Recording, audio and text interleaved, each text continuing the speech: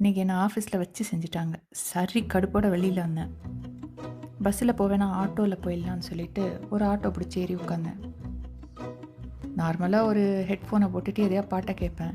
இன்னைக்கு சரி இவர்கிட்ட அரட்டையை போடுவோமே அப்படின்னு அந்த ஆட்டோ அண்ணா கிட்ட பேச ஆரம்பித்தேன். கான்வர்சேஷன் எப்படி போச்சுன்னே தெரியல. அவர் பையனை பற்றி பேச ஆரம்பித்தார்.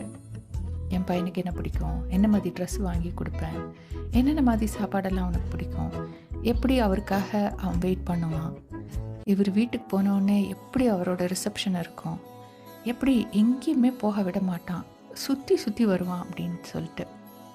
அண்ணா உங்கள் பையன் ஃபோட்டோ பார்க்கட்டுமா அப்படின்னு காமிச்சாரு. அது ஒரு ஷிட்ஸு, ரொம்ப க்யூட்டா. Oh my God, I lost my heart. அப்போதான் புரிஞ்சுது, இவ்வளோ நேரமும் அவர் பையன்னு சொன்னது ஷிட்ஸு. அது பேர் புத்துன்னு பேர்.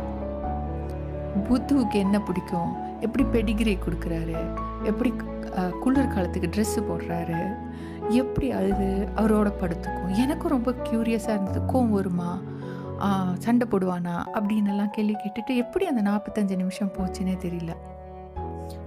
அன்பிற்கும் உண்டோ அடைக்கும் தாழ், எங்கேயோ படித்த திருக்குறள் ஞாபகம் வந்தது. இவ்வளோ லவ்வோட எனக்கும் யாராவது வீட்டில் வெயிட் பண்ணிட்டு இருந்தா நல்லா இருக்கும்ல. கதை கேளு வித் மாயா. பாய்.